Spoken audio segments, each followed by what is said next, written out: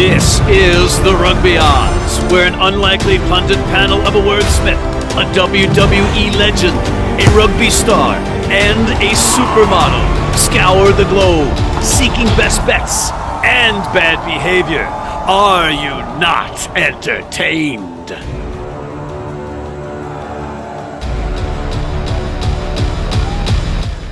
Thank you. Much appreciated. And we actually earned it this week. We had a good week. More on that later.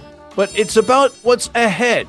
And with that, look in the green room. You'll see John Bradshaw Layfield, the WWE Hall of Fame turned Rugby-Advocate, King Gift Egbelu, the inventor of words, Mike Friday, the three-time Olympic sevens coach, and George Hook, the Irish rugby legend. And we'll all be addressing what's on that slate. Guys, 57 and 40, one of our better weeks, and we were led by the birthday boy, Mr.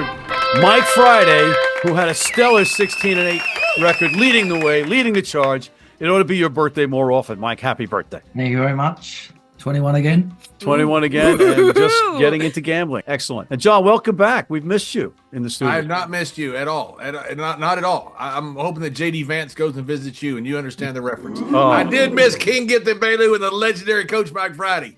Those are my guys. Those are my pals. Holding it down while you were gone. All right, we had to keep that in check, man. It was getting out of control. I told him that 2 Cent Rugby had already won you over. I was like, hey, he's trying to tell you. Well, we had the shot of him on the boat looking for 2 Cents Rugby, but he couldn't find him, obviously, so he's back here now. Any observations, Mike, from the weekend? I think we need to talk about that Women's Six Nations. What a game at Twickenham. England in control, but just winning it at the end by a point. France just so French. I mean, if the French had held on, they made so many errors. If they'd have known just half those errors, it would have been a very different story. But I think it's just a really interesting narrative going into the World Cup. You got Canada women flying high, New Zealand women flying high. England, in theory, were invincible, and just shows that maybe it's not how it's going to be. So it's going to be an interesting time. But a great final game for the Grand Slam. Congratulations to the Red Roses. They got the job done. In front of 37,000+ fans, right? And former USA Rugby head coach and head coach everywhere else on the planet, John Mitchell, as the head coach. Congratulations to him and the coaching staff. John, any observations from you?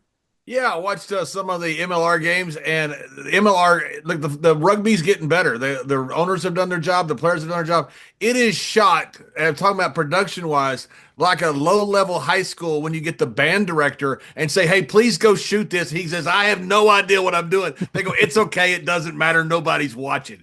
That's how bad Major League Rugby is shot. It's the worst-run league in the history of the world. And I'm not saying anything bad about the players and the coaches. They're putting good rugby on the field. These guys play hard. I was watching Miami and Anthem. I mean, these guys run hard. It is a fun, hard-hitting sport that America would love. They just shoot it like it's shot in some freaking vacant field somewhere. It's horribly done. Gift.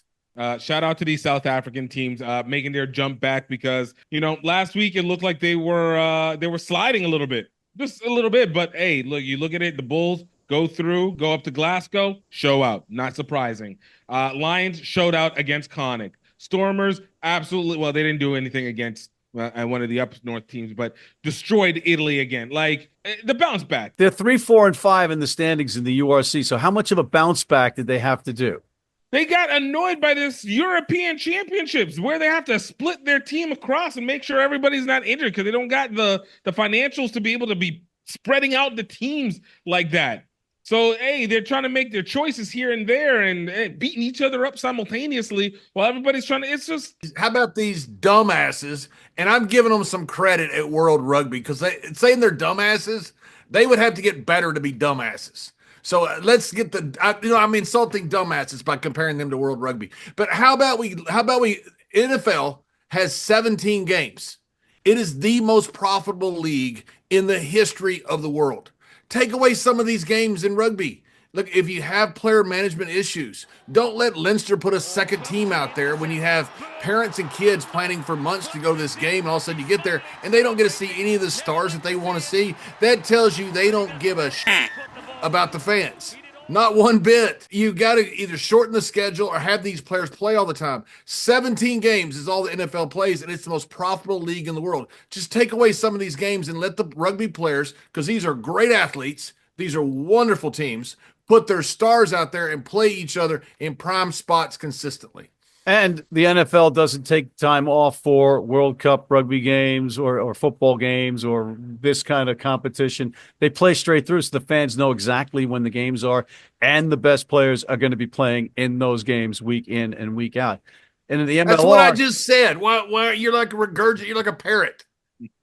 You just watch. Matt want a cracker? Watch it. You're this close. You're this close. This close.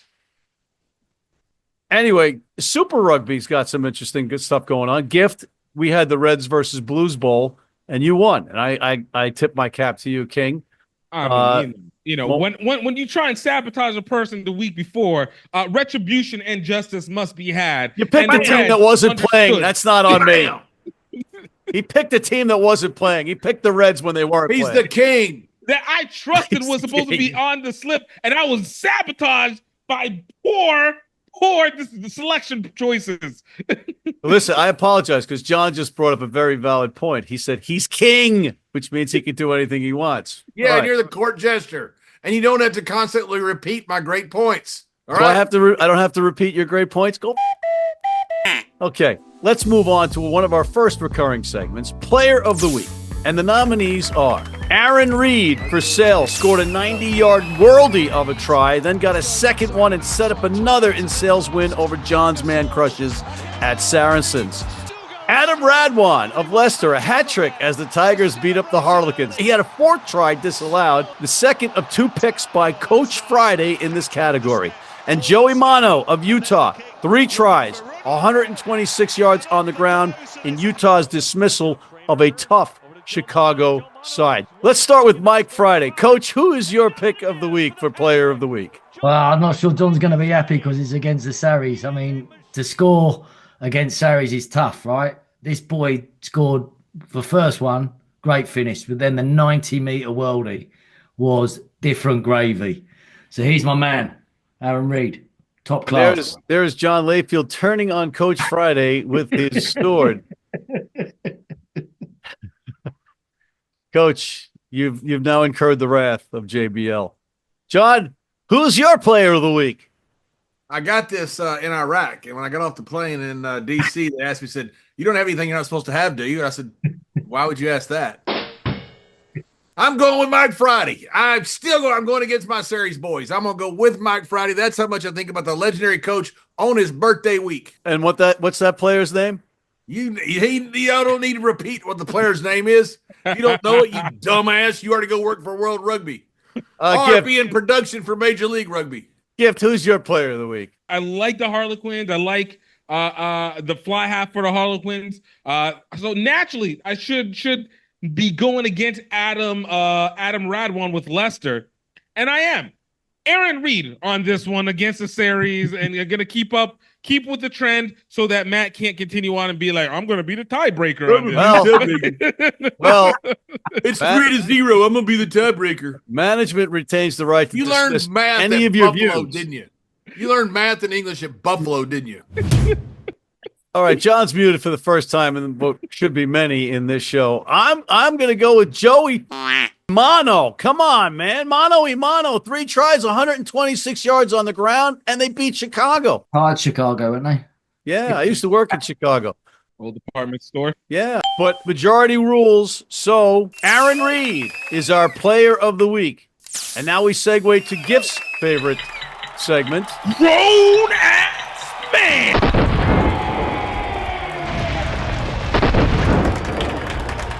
The candidates are Jan-Hendrik Wessels, the number 1 for the Bulls at 6'2", 267 pounds, or 121 kilograms. The 23-year-old loosehead prop and Springbok rookie was an absolute beast. Not only did he get the better of his Glasgow opponents in the scrum, but he had a crazy try-saving tackle on Consigliere, and he made a zillion tackles and even kicked the ball.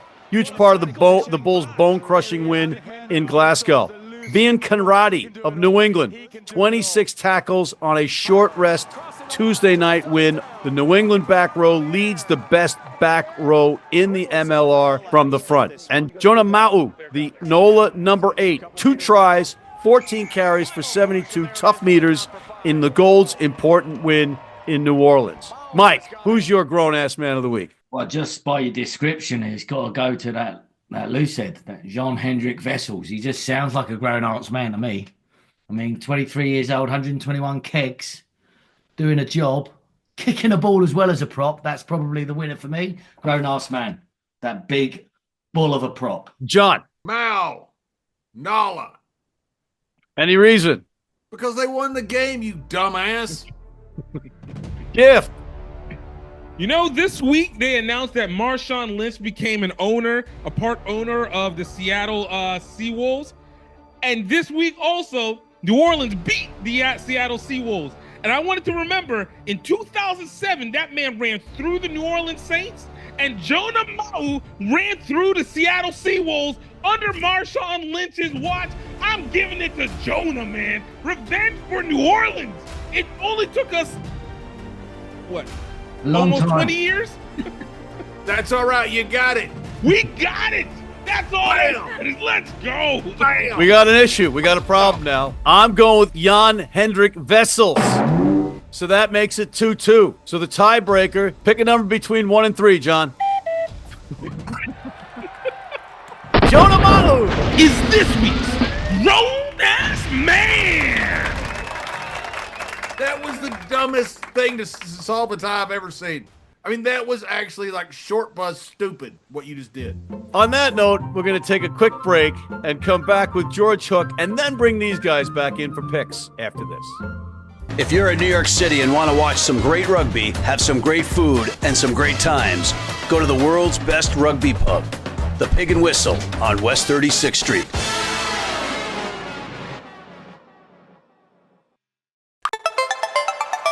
And now for the Major League Rugby Play of the Week, brought to you by the Rugby Network.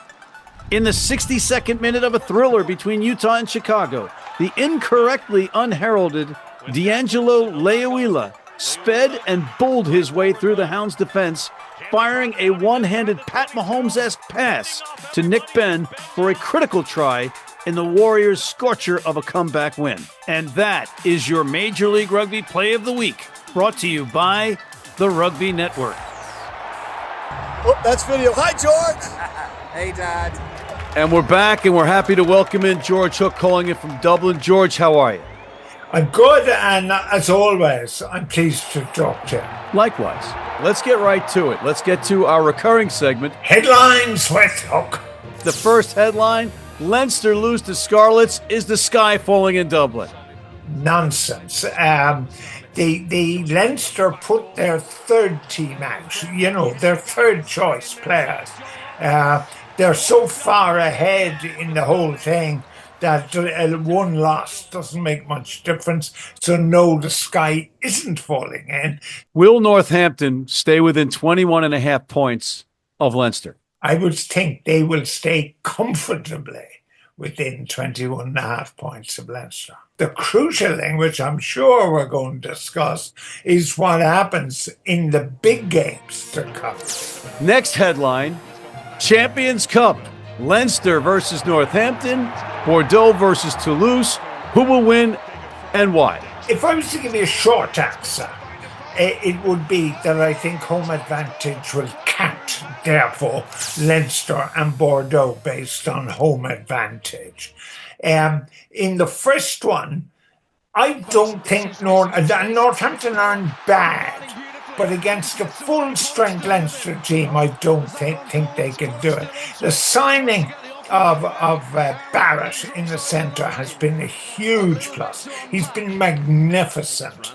They've got the best scrum half. Now that Dupont is hurt, they've got the best scrum half in the tournament. Very important. They've got an astonishing hooker in the shape of Sheehan. I think if the facts are looked into and the statistics are run, he's the highest try-scoring hooker in the history of the game. So they've got a lot going for them. They've got a smashing full-back in Keenan. James Lowe produces week in, week out great performances.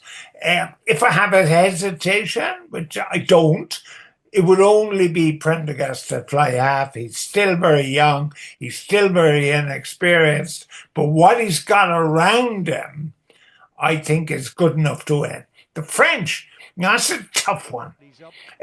Top 14, they're ranked, they're 1 and 2. So they're the two best teams in France.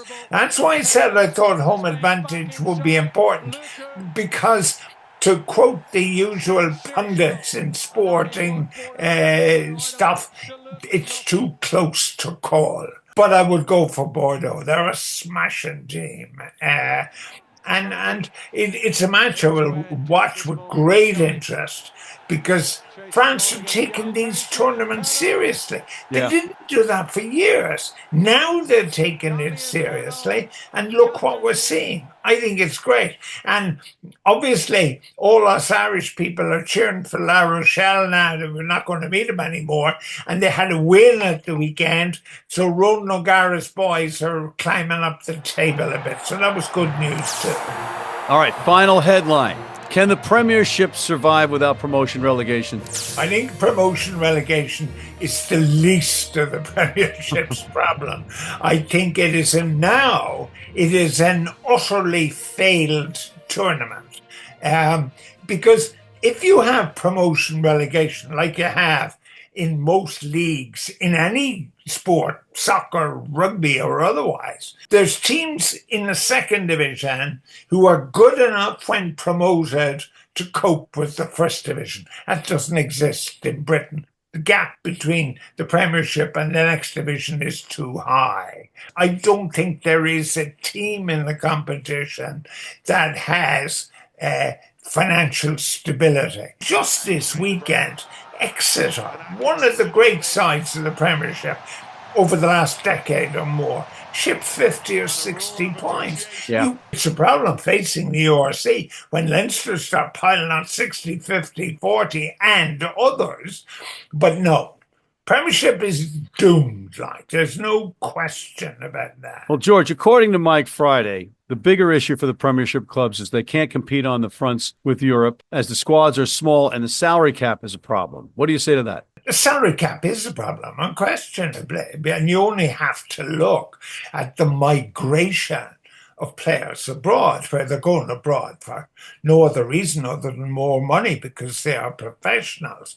I think at the moment, even if the salary cap were not there, they couldn't afford to pay any money because they're in trouble. I coached London Irish in their first year in the Premiership a long time ago.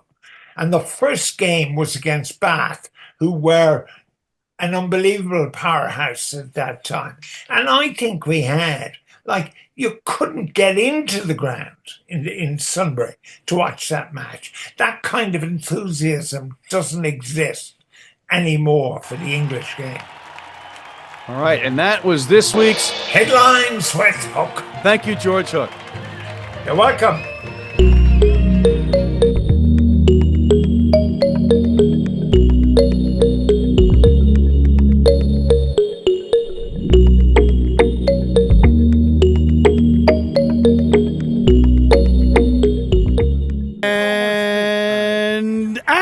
We're all Big Rugby, and John Layfield sucks.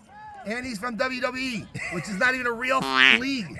And what about Crazy Pat Holney, the Chicago Hounds fan? Did you ever hear of Vince McMahon? That's me! You need your cleats? You need them tomorrow? If you order today by 3 p.m. New York time or noon LA time, they can have them to you tomorrow. Young, old, male, female, if you're playing on turf, if you're playing on grass, if you're playing in the rain, you're playing in the heat, they've got you covered. RugbyNow.com. Go there now. And we are back, and guys, we got to do some picks. So let's look at the Champions Cup semifinals. Leinster minus 21.5 versus Northampton. Mike, who do you like? I think Leinster win it. I do. But I think this is the Ireland team and Geordie and Steinman against the England backline. But I don't think they win by 21.5. So Leinster to win, but I don't think they cover. John. There was once a boat on the way to Nineveh, and they had to throw a guy named Jonah over into a well. That's what Ireland has done to Matt McCarthy. Look at Matt McCarthy. He's a Mets fan. 7-1, they were leading in the 8th inning. They lost 8-7. He went to Buffalo. They lost 4 straight Super Bowls. Unheard of. He's a Leinster fan. All they do is Rory McIlroy makes a putt at the Masters after he hit a ball in the sand trap and he missed the ball on 18, but he still made it. Therefore, I suspect Matt McCarthy has been thrown in the well on the way to Nineveh because you are bad luck for the entire island. I think Leinster wins this weekend because they know they can't choke again because it's now their reputation. So are they covering the spread or not? What's your language, Jonah? No wonder you're in a well. Answer the question. I think they cover because I think they're going to try to make a statement. Gift. I got to go with the consensus on this one. This is one of those opportunities. There's that no Leinster- consensus. They both picked differently. Mike says No, they're we not. both picked Leinster. You They dumb both picked ass. Leinster. They just said no, No, you don't believe Mike Northampton is Mike going to picked cover. Saints to cover. Yeah, as I said, John the said they're not going to cover. There's no See, this is what consensus. happens when you go into these Jersey schools. They don't teach you how to listen. There's no and they don't let you consensus. know that the consensus that Leinster will win. I will go with that. Oh, I do think Bam. Northampton will absolutely try and keep this game under 21.5 points. I think that spread is a little high, and then Leinster will choke against probably Toulouse in the championships, as per usual. But Leinster, as the consensus my has God. said, will win. That's right. all right. I'm going to go No with one Leinster. cares what you're going to say, Matt. You say the same thing every single time about Leinster. I'm going to go with the Leinster's so consensus. good. No. They get a wonderful back row. Their props are like manly men with nice. John's mic is muted again. I am going to go with the consensus and say that Leinster blows out the Saints and covers the spread. Let's go to Bordeaux, hosting Toulouse. Toulouse, road favorites by 4.5. Mike, who do you like? Bordeaux to win. Yes, Bordeaux to win. I think they've got the back three because I'm expecting Bill Barry to play.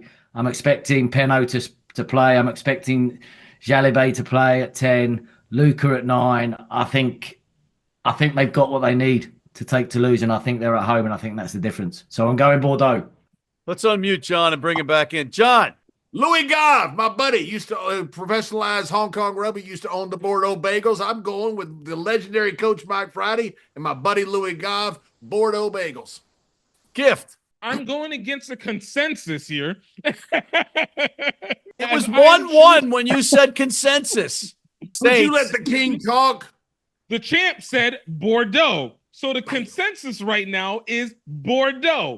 I am now going against as I go against the consensus, I'm going to go with Toulouse to be able to take this game because they have been more consistent on the road. Look, I just want to make sure you're understanding this, Matt, so that you don't repeat this and go the exact opposite of what I just said. I'm going with Toulouse.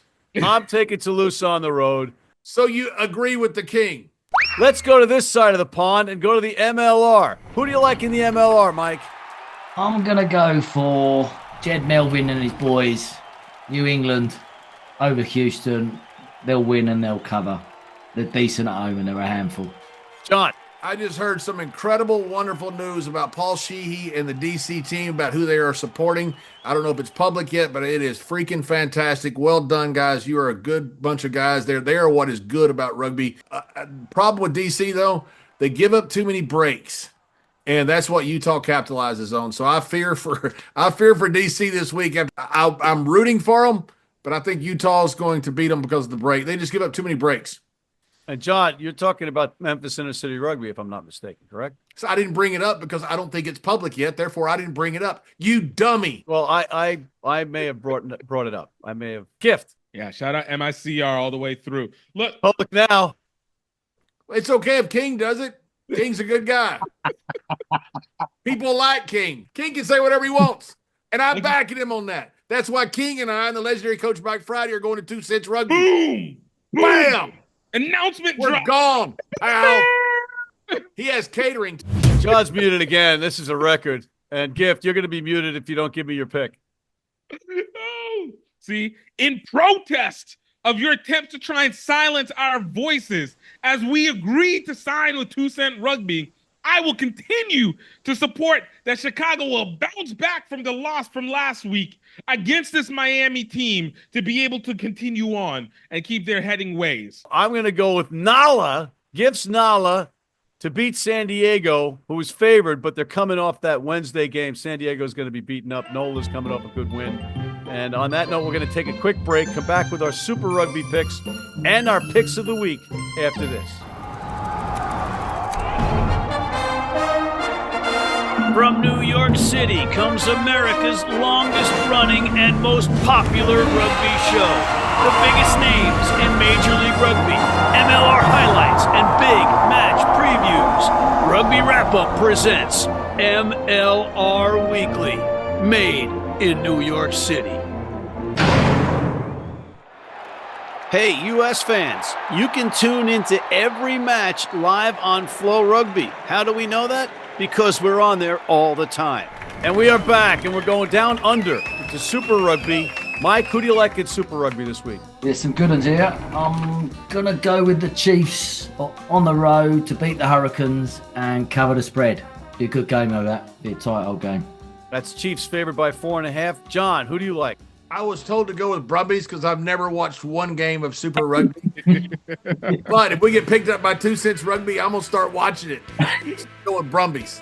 Brumbies minus 8.5 over the Waratahs. Gift, who do you like? Yeah, look, man, I look for the Moana Pacifica to continue the campaign against the Highlanders, get the win as well as cover the spread. All right, I'm going to round it out with the Blues minus 13.5 versus the Western Force. And that brings us to our last segment and John's favorite segment, Picks of the Week. Johnny, who do you like? Well, Matty, since we're on the pick of the week, Matty, I love the way that DC Old Glory plays in the second half. Those guys play tough. They did it last year. With Robertson as their kicker. They hang in tough. I'd hate to play those guys in a close game because they win close games. But they always play tough. I think Utah is going to score some more points probably than DC this week, but I think they're both going to score in the way DC doesn't give up. Give me the over in DC and Utah. Mike. I'm going to go for the over in the Leicester-Northampton game because I think both these teams are going to go all-out attack. All-out attack. Because that's...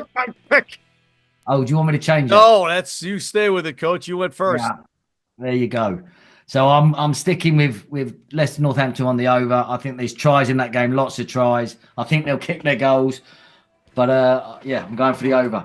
But I still think Northampton lose the game, as the consensus tells us, but not by 21.5. You dirty, dirty name. Gift. I mean, this San Diego NOLA game is going to be, I don't think it's going to be a high-scoring game. San Diego's already staying in the West Coast, already just being in Utah, just jumping back. A very short flight.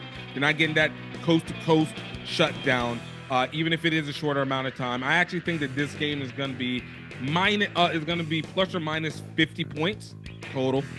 You know what, guys? I'm going to go with the over between the two French teams, Bordeaux and Toulouse. I think there's going to be a lot of points scored there. And on that note, we are out of time. I want to thank John Bradshaw Layfield, the WWE Hall of Fame return rugby advocate, King Gift Egbelu, the inventor of words, Mike Friday, the 3-time Olympic sevens coach, and George Hook, the Irish rugby legend. And thank you for tuning in. Please check out MLR Weekly, hit that subscribe button on YouTube, sign up for our weekly newsletter, and please join our American Red Cross blood donor team.